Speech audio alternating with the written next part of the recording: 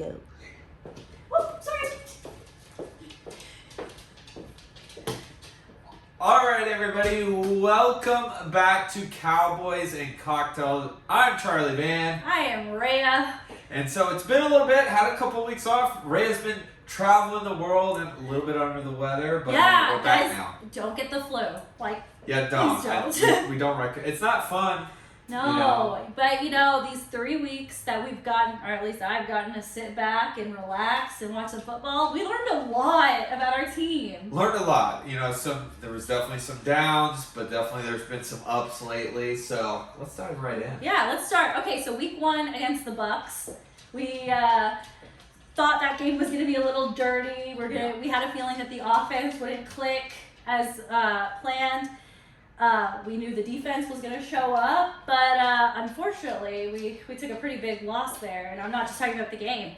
Yeah, well, the game alone was kind of definitely disappointing, but losing, Dak Prescott week 1, not what you want to see. Not how you want to set the tempo for the season. Yeah. Definitely felt for Dak there, breaking that top of the thumb, which Romo's had that injury, Drew Brees has had that injury. Yeah, very common. Very common, but not the way you want to kick off the season. It's not just the Romo injury that left a bad taste in my mouth, if you will. It was the fact that, you had your offense on the field for 4 quarters, in essence, and they couldn't produce anything.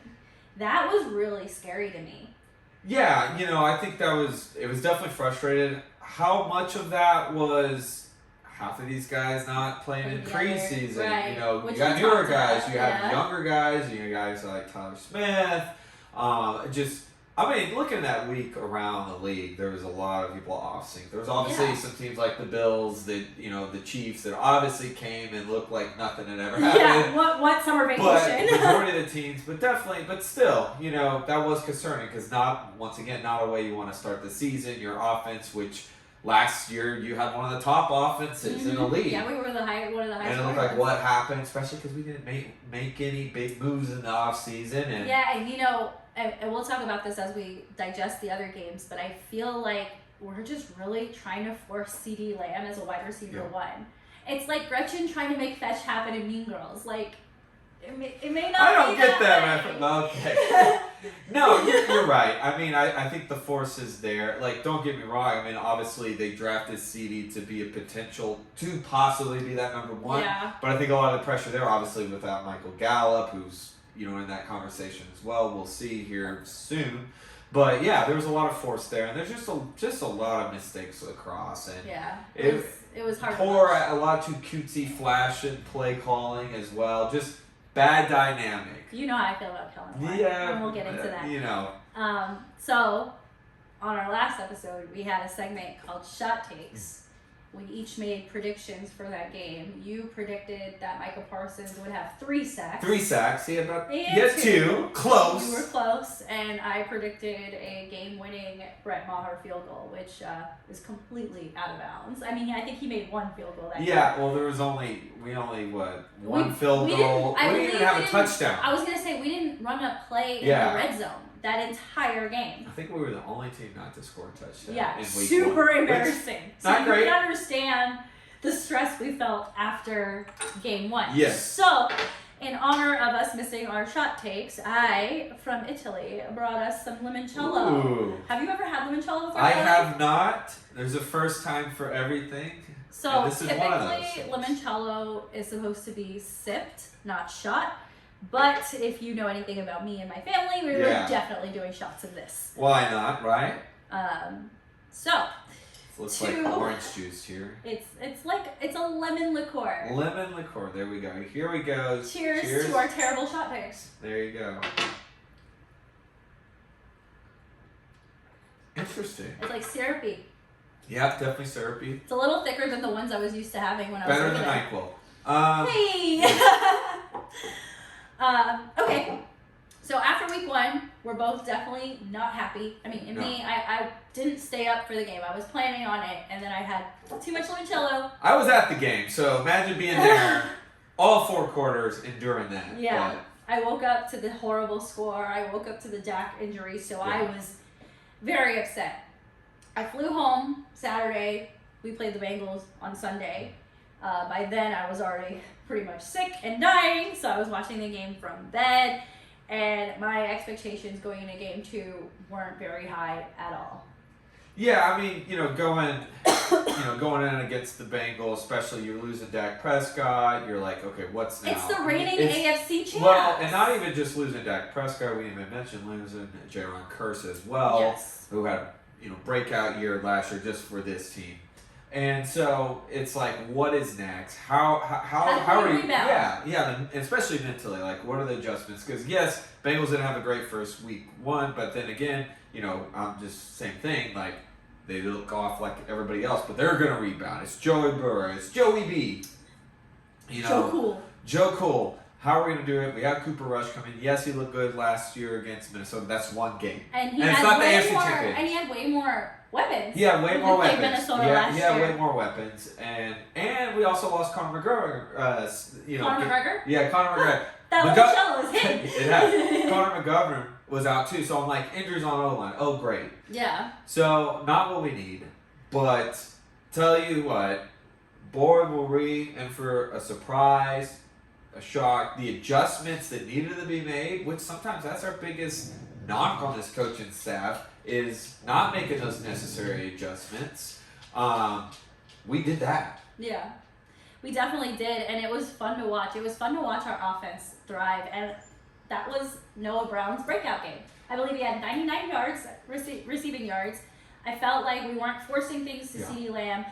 Cooper Rush let the game come to him. Kellen Moore, as much as I can't stand the man, called a brilliant game for Kellen. They kept Cooper it Rush. simple. Yeah. And it's like I said, from game 1, which got 2 flashy moments with the offense, they kept it simple. I love the duo combo between Tony Pollard and Zeke. Yes. Had a great game. Nothing was predictable there. Didn't get too flashy. And that's what you need to do with your backup quarterback. It's what you need to do with your starting quarterback a lot of times. Go Matt back to the Kellen, basics. call a good game for Dakota. I always say this, it's kind of like food. Like, you can get fancy and experimental. Sometimes it works out, it's great. But going back to what you like, hey, ice cream, vanilla, chocolate, sometimes you just can win all day with that, right? Yeah, definitely. So what you got to do sometimes with the play calling, they did it in that game. It worked out, of course. The defense has been, I will say. That's where I was going to go next. Defense all day, but the defense even in game 1, not surprised, stepped up, obviously.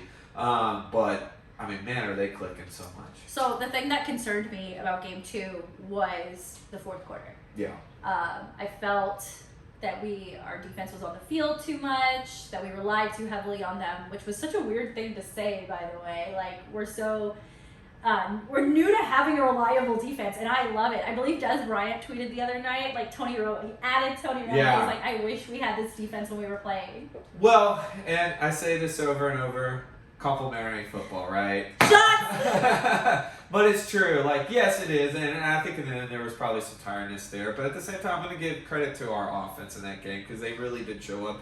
But, of course, the defense is still what we rely on the most on. Yeah, and they were excellent. I believe the Cowboys now... Parson had twice. Two sacks. So, Two sacks. Hey, they won on a Brett Maher field goal. So our predictions were slightly off. Wrong game. But it was fun to watch. It felt good to be excited again.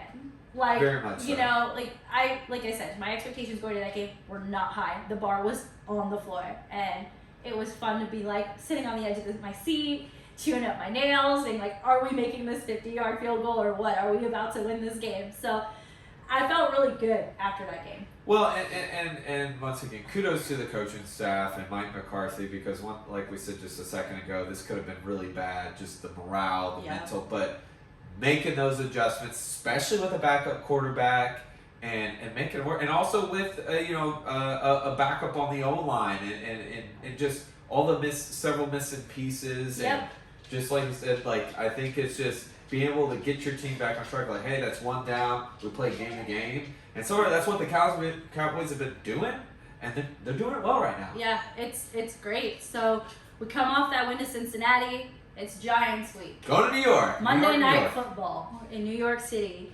And with a Parsons that we found out had the flu or a sense of flu. It sounded like a stomach bug kind of flu. But some sort of regardless, you think about that and you're like, oh no. And you Yeah. also don't have Dalton Schultz, who also got hurt in Knee the injury, Bengals knee yeah. injury, and you're like, okay, here we go again. So next man up mentality. Who's gonna do the thing? And that was Hendershot tonight. Peyton Hendershot. Wow. Where did you come from, kiddo? Peyton Hendershot, but that's what it is. It's all about next man up. Yep. And that's what you want to see from your locker room. I'm sure they had that talk, and if you want that spot, if you got to earn that spot. Yep. You know, you have to come and you got to take it. And that's not saying replacing Schultz down the line, but it's saying like this is awesome to have. I always say like that insurance plan where it's good to have a Cooper Rush right now. It's good to have a Peyton Hendershot. It's good to just know, okay, this is kind of how it was in the 90s. Yeah. You know, before the Salad Cat. Mm-hmm. Well, that's the thing. Like, You need to have a deep team. You Yeah. need to be able to rely on guys throughout the season. Nobody stays healthy. No. You know? So it's good to see like people being able to slide into different positions and play more snaps and see success. And you know that Giants game midway through the third quarter was a little dicey, but then we just took off and ran with it, and it was done. Well, I think adjustment. You know, even like Tyler Smith, he had a couple penalties, but I think that's being away, right? Being on the road. So it's just taking that adjustment. You're not at home and just getting those things. But once again, we adapted quickly. Yeah. I mean, we kept the ball going. We kept it. Even if we didn't score, we got momentum back there. We were running the ball Running with the ball. both Zeke and Tony, and that was beautiful to see. And finally, my prayers were answered by Kellen Moore and seeing those two running back sets, which I've been thirsting after for what feels like an eternity. So I love seeing the two of them on the field at the same time, and I'm looking forward to seeing how that evolves throughout the season. Well, and Big Tank, had a heck of a day. It While was Micah his Parsons party. had those double sacks, you had Tank with at least two sacks there. Yeah, of course, two. Parson had his, but obviously under the weather a little bit. But Parsons was attracting all those Oh, yeah. things, but it allowed for the rest of the D-line to quote-unquote Open get up. theirs. And that was fun, seeing Dorrance Armstrong block a Dorrance field goal. Armstrong. That is Wow. it. Well, I'll tell you one player we haven't mentioned yet on the defense since game one has shined and stepped up. Next man, Donovan Wilson has Oh my been God. a big factor. He is giving me Roy Williams Yeah. vibes, and I am here We were for kind it. of worried about the Gregory being gone, but Donovan Wilson has stepped up in that role. And also, you got to give your hat. Van Der Esch is back to an extent. Like, Yeah. he has stepped up. Like, sure, he's not the fastest guy, but he's making plays. He is doing what is needed Yeah. and what is being asked of him. He doesn't have to exceed those expectations. As long as he meets them, we're solid. We have the best D-line in football. I mean, like I said, we are leading the league in sacks.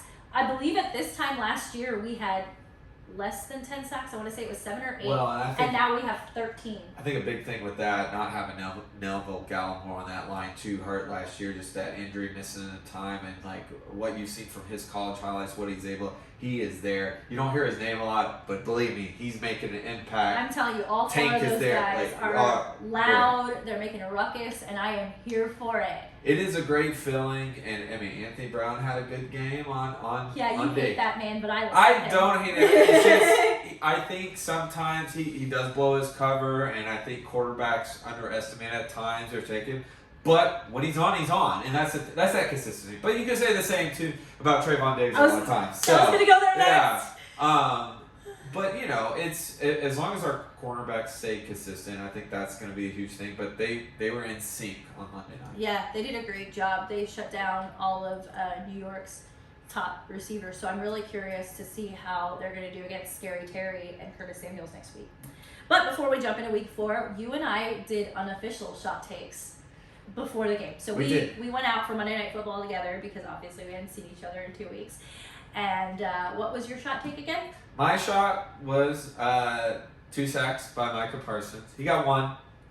I think he got 1. I don't think it was he got 1. Yeah. Mine was a defensive score. Neither one of those things happened. So another shot take. A defensive score though makes a lot of sense with the Giants. That's just typically how I really it goes. thought Danny Dimes was going to throw more than one interception. But once again, kudos to what this team is able to do because that is huge for us, especially in this rivalry. But also, I think with Danny Dimes too, just to take the weight off, pressure off of him, and he doesn't have a lot right there on the O-line. It's he's running for his life a lot there. He literally is, and let me tell you, and Charlie can tell you, I was frustrated with how many rushing yards Danny Jones had. And like at the end, they used Donovan Wilson as a spy on him, and I was like, "What took you so long?" Yeah. Wait, he has to run 80 yards on you before you're like, "Oh, we should him and probably watch Saquon were it." about to be Tony and Zeke that night, but and also our thoughts to Sterling Shepard, torn ACL, that was bad. Brutal. We were both very like, I mean, you know me, my injury history. Well, it's just you don't want to, you never want to see that to anybody, and very unfortunate. And hopefully he definitely gets back, speedy recovery on that. Yeah. Well wishes for him. All right, shot take to hopefully week 4 being our week. Here we go. We'll see. All right. So now we go to our next division rival in Washington. Let's go. And I keep calling them the Commodores. They're not the Commodores. You know what? Vanderbilt would like that. So the Commanders. The Commanders. Commodores kind of makes you have the Eagles in a division and a Commodore. I don't know, but my boss definitely called me out when I called them Commodores the other day. That was really embarrassing. All right, well. So we play DC. And we did a little bit of research about what cocktails are very popular in DC. And Charlie found something called the Rickey. The Rickey. I like that name. I should have done research on why it's called a Rickey, but I did not. So if anybody, wants to break us down, or if you're from DC, you could probably drop that line there. Yeah, definitely. So I will go ahead and start making these. These are going to go straight in the glass. No shaker, nothing fancy. Perfect. This Keep it simple, like the offense should. There we go. He nailed it. You and I are on the same wavelength. There you go. Yeah, definitely. This is going to be super refreshing. 3 ingredients: gin, lime juice, and club soda. So I will get started on this. Sounds good. You talk week 4.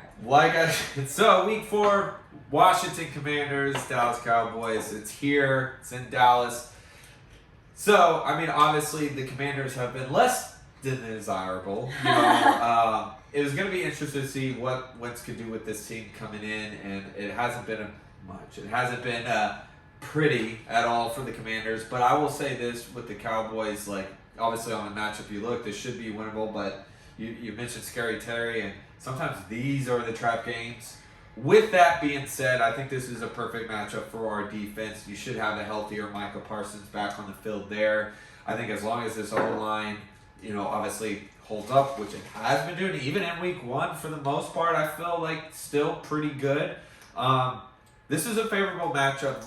I think out of all the matchups we have in this season, this is the one. So a loss would be very scary, and you would ask yourself, where did we go wrong? That's not trying to underestimate Commanders, but the Commanders have a lot of things they need fixing, and I think we can expose those holes.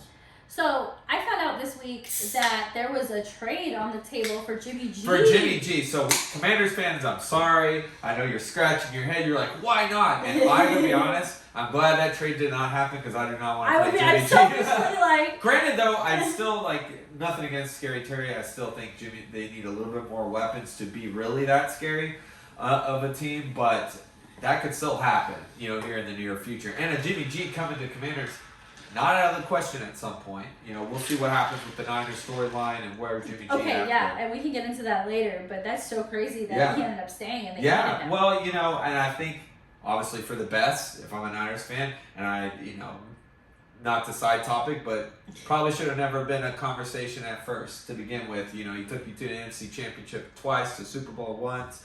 Nothing against Trey Lance. Still a lot to learn. Obviously, how heart out to him too. Yeah, terrible injury, but this is why you keep a Jimmy G around. And but as far as the Commanders go, obviously this should be in the big. And we're playing at home. And we're playing at home. I just feel right now we're on a roll. I'm not just saying that because of the last 2 wins. I think because I'm liking what I'm seeing from coaching.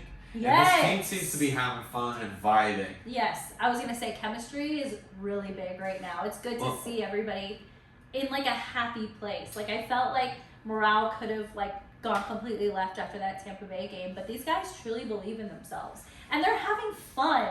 And I feel like that's super important if you're going to be a contender. You need to enjoy what you're doing, and you need to have that confidence from that coaching staff that they're putting you in the right position to get this stuff done. So it's fun to watch. Well, I want to give a special shout or just mention Mike Leslie, WFA sports anchor. He posted on Monday night, the Sean Payton, earlier in the month, Sean Payton doomsday clock, meaning how long before we make that change, Sean Payton. He's like, that's on hiatus right now. You got to give the props to Mike McCarthy for what he's doing. And Words you have I would to. never say. And you have to. Well, here's the thing. I mean, the man also took a team to the Super Bowl. So it's not that he doesn't know what he's doing. It's just the last years of his coaching, there's been questionable. But, hey, he's got them on a two-game winning streak with a backup quarterback. Yep. This isn't a Jimmy G backup quarterback, and this is not an knock against Cooper Rush, but we know Jimmy G's proven and at the highest level on that as far as Super Bowl.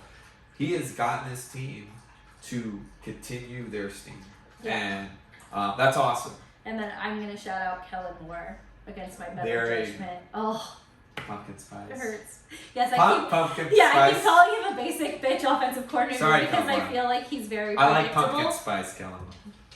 Maybe not pumpkin spice play calling. Thank you. But like you said earlier, like when you have a backup quarterback, you have to go to the basics. You have to go to the fundamentals. Don't overcomplicate it. My only request moving forward, if Dak is going to come back in week 5, 6, whatever it is, call a good game for Dak. Yeah. Dak deserves that. Don't put Dak in compromising positions. Dak is an elite quarterback. You paid him to be an elite quarterback. Use him. Stop forcing balls to CeeDee Lamb. CeeDee Lamb will get his. CeeDee Lamb needs to let the game come to him. Use Noah Brown. Use Tony Pollard. You use Jalen. I know we saw Jalen Tyler make his debut, and that's his first debut. He never even preseason. So you have some weapons. And it's your job, Kellen Moore, to be creative. The basic bitch stuff is working right now, and I will give you full credit for that. But moving forward, as we play tougher teams, when we see the LAs and the Packers and whoever else we're playing, we're going to need a more sophisticated offense. And with Dak at the helm, I feel like the sky's the limit. I mean, we made our preseason predictions. We're looking at a team that we thought could win 11 or 12 games. So fucking act like it. Well, yeah. And obviously with Dak, you got one heck of an athletic quarterback. When it comes to Iron Will, there's no one else that I could say that. But at the same time, that flashiness too can put him in a lot of compromising situations. Now I will say, luckily, you have an offensive line right now that is gelling and is built like a Tyler Smith. I was telling you Monday night, just pushing people around like nothing. But you gotta keep in mind the teams that we've beat do not have great offensive lines. Yeah. Let me see you against Philly. That I feel like that's going to be our measuring stick whenever we play Philly. That's going to show us who we really are. Yeah. In Des Bryant's words, we're going to show our ass. So here's the thing, and we'll get into Philly. I don't think I'm as much worried about our defense versus their offensive line as I am what our offensive line can do up against their defense and see how creative our offense is. I'm still going to ride with number 11, and that's not being a homer. It's because it's true. If you don't have a number 11, he is a once-in-a-generational player. But Hurts is doing a lot of great things. But let's see what he does against our defense because he hasn't played a defense like that yet. All right, before we jump into our shot takes for the week, our cocktails are done. Here we go. So this is called the Rickey. Yes. I think it's kind of like Alka-Seltzer. Yeah, it looks like a vodka water. Yeah. Or a vodka soda. There we go. Cheers. There we go.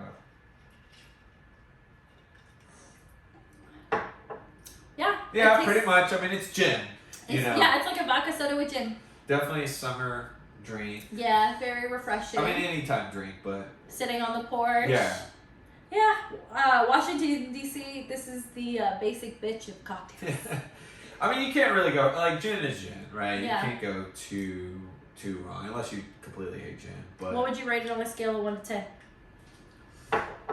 I give it maybe a 7. Really? Yeah. Are you giving me a 7 or the cocktail No, a 7? the cocktail is a 7. The only reason is because it is a little more citrusy. Yeah. With the lime juice. But I'm not a huge lime person, citrus. But at the same time, I'm not anti-drink it. It's just a little bit stronger on the lime. So I'm not much of a gin drinker. Yeah. I will have an occasional gin and tonic. I love gin and tonics. I actually really like this. But Yeah. I'd still give it a 5, only because it doesn't allow me to be as creative as I wish I would. Maybe I give it a 7 because I like gin. So. But yeah, no, I mean it's okay. You know, it's not bad. I mean, I could definitely see it like pool time in Washington D.C. Yeah, You know, definitely. so. Rooftop bar. Rooftop something. after you've had other drinks. Before. So if you're watching and you're a DC person and Yeah. you are like, this is not a drink from DC, Yeah. show us what you got, because the final game of the season, we play Washington again. There we So go. we'll have a second chance. You're like, that actually looks like unfiltered water. Hey! No, yeah. Well, and here's the thing. We want your comments because we're not mixologists. We're not bartenders here. And we're not from DC. And we're not from DC or any of these cities that we're going to be, perusing around and making their drinks from. So make your comments. If you're a bartender and a mixologist, say, hey, that's right or that's wrong. And or this let me might try it. be too soon to tease, but bye week is going to be redemption week, and we had cocktails scheduled for the Bengals and the Giants. So we'll probably make those at that time, and we'll have a special guest. Unless we want to save the Giants because we're going to play the Giants again. But we were going to do Long Island iced tea, so that was going to be so fun. I know. Well, we can still do it and then figure out New York fans out there. We were let us know we what were you do. we were going to start trashy and then go classy. We'll do Long Island first and then the Manhattan second. But oh yeah, I forgot about Manhattan. You know, I love Manhattan. Yeah, but hey, and we'll bring our special friend on too, and so it'll be a lot of fun. All right, before we move on, let's do our shot takes. What do you think is going to happen in this game? Well, this is what I think it should happen. I think this is going to be at least 2 touchdowns at least. 2 touchdowns. 2 touchdowns. 2 touchdowns. That is your shot take. I'm going to also go with a defensive score. I know that's basic for me to repeat back to back, but it's Carson Wentz. And Micah Parsons will be at full strength again. I think it's very possible. Trayvon Diggs had the potential to intercept Danny Jones like 3 times. That team, that defense deserves their moment. They need a touchdown. So I think it happens against Washington. It definitely can, and after last weekend with the Commanders, I mean, anything's possible in that. So yeah, it's either 2 touchdowns, defensive score. Both are likely can happen. Yeah. Well, not both likely, but neither are far-fetched with this team. As long as they're going out there, I mean, this is a favorable matchup because then they got to suit up and go to LA, and you can't go in LA with a loss against the Commanders. Yeah, definitely not great for morale. So we'll get into LA next week. So you have this as a win. I have this as a win. Yeah. I don't remember what the spread is. Do you remember? I do not. I'm gonna usually always look at the spread. I'm I gonna know assume it's a I touchdown. I'm gonna go 7 or 7.5 for the spread's probably not too far from what our prediction. So at least a touchdown, and it should be at least a touchdown. Agreed. Yeah, it should be a fun time. Game's on at noon. You're gonna be there. So I will not be there.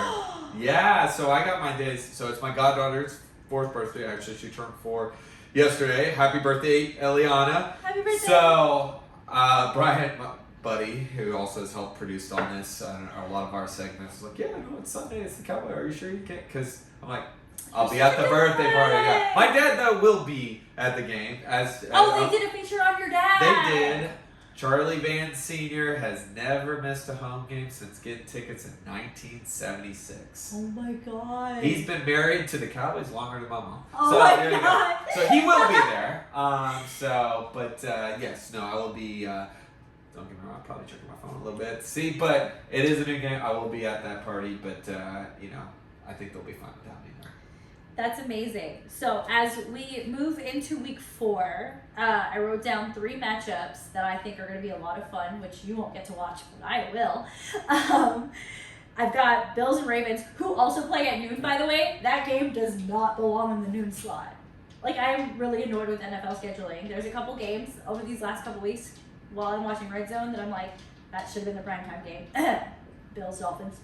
Anyway, Bills and Ravens, Chiefs and Bucks, and Broncos and Raiders, but that's just me being selfish. Hey, no. I mean, these are interesting. Obviously, the first 2 are really intriguing to watch because let's go to Bills Ravens. Obviously, Bills coming off that upset loss. I don't know if I could say completely upset. That's not degrading the Bills because obviously I still feel like they're a contender, but you can't win. You don't go 17-0. No, and honestly, it's best for you not to do that. Agreed. Because we saw that with the Patriots in 2007, 2008. We've seen that with the Miami Dolphins, Dallas Cowboys, history and stuff like that. It's fine. They're going to read back. That was a competitive game.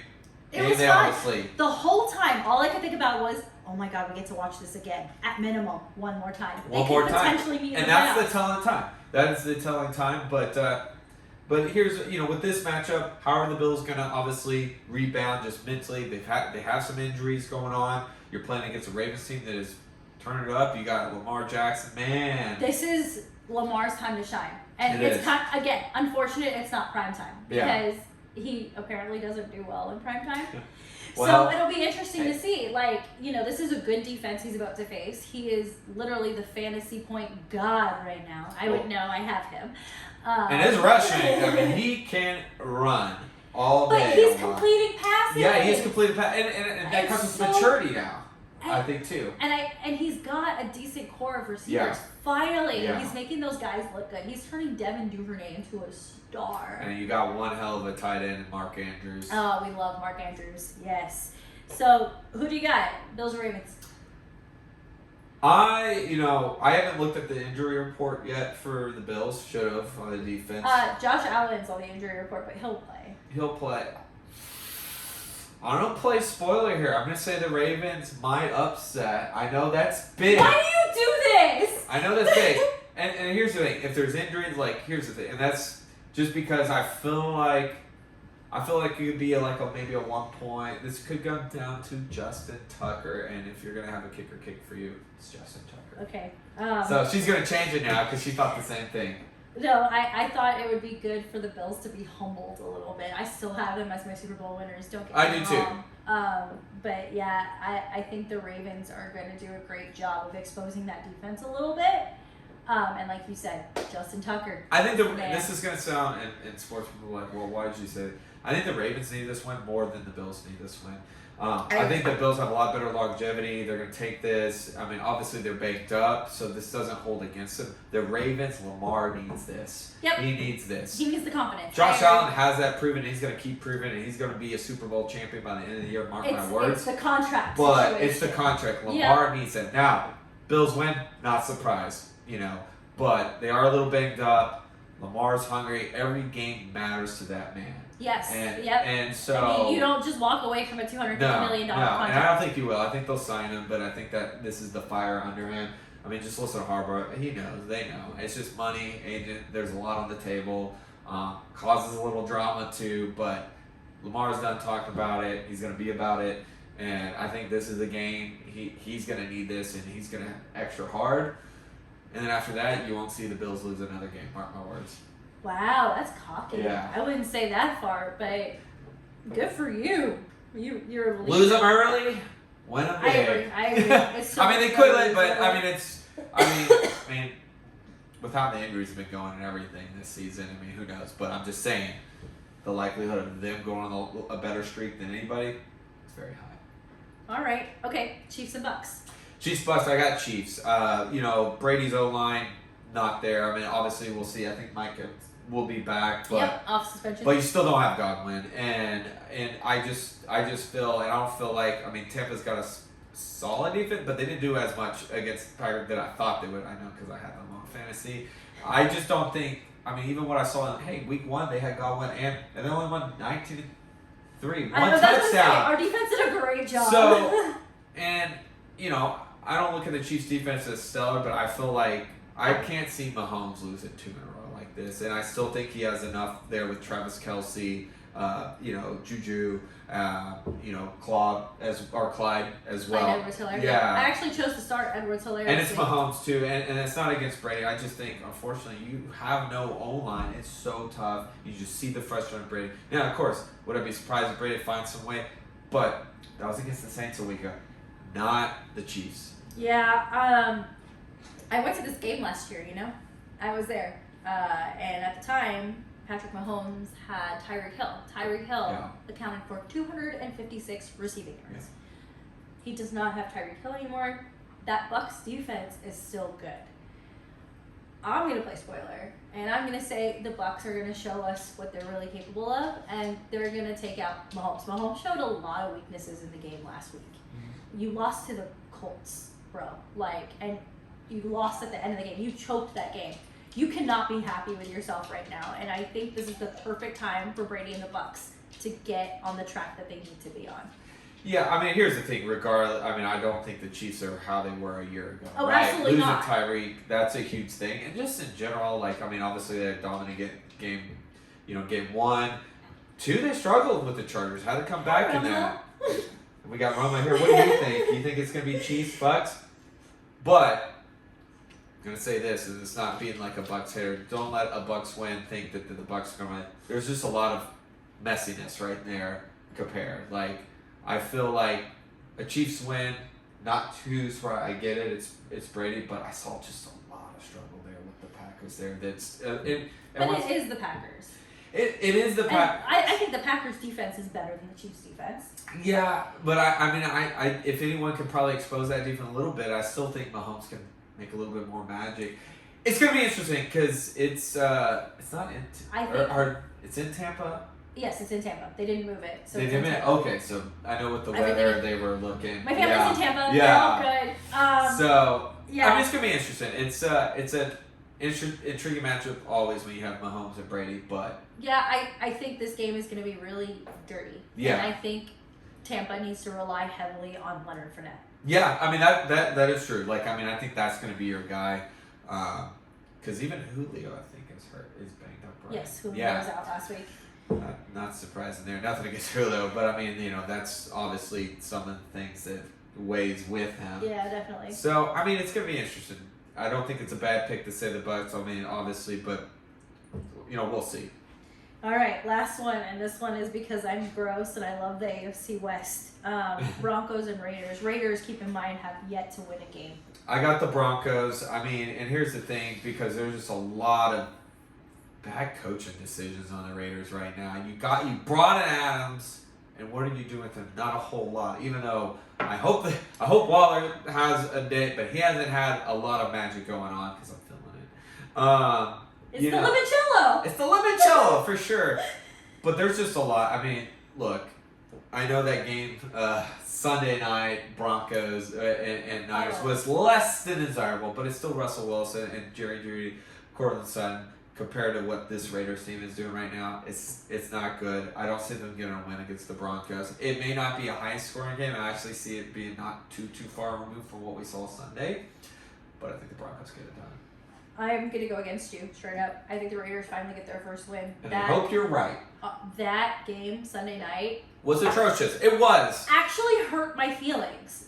And it takes a lot to hurt my feelings. And I quit watching at halftime. I did too. And no disrespect to Broncos. No, absolute disrespect. Sorry. Yes, I'm not. She's like, I'm going to Denver next week, so that's why I'm saying absolutely no disrespect.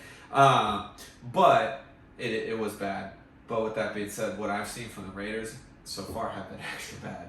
And, I mean, anything obviously can happen, but I take Russell Wilson over Derek Carr right now. I'll take the coaching right now, which the Broncos... You can't use coaching as an argument. I'm sorry. The coaching on Sunday night was trash. That was bad. But I'll take that coaching over. No. Raiders fans are ready to get a new head coach. Darren Waller and Josh Jacobs get it done on Sunday. Right now, Raiders fans are all over it right now. So it's time. In the words of Bruce Buffer, it's time. It might be. And it's time for them to get their first win. It's time. And if not, it's not in Vegas. Is it in Vegas? I don't know. Yeah, we're doing an order. Yeah, it's Vegas. So, if not, at least you have Vegas to hang out in. You're the worst. All right. Well, that is our show this week. All right. Good to be back. Till next time. We promise, hopefully, we can't promise any more flu. Yeah, you better not get the flu. But I am going on vacation, but we promise to have this out before the next episode. Before I go on, I will be in Denver. Denver fans, when you watch this, let me know the places to eat.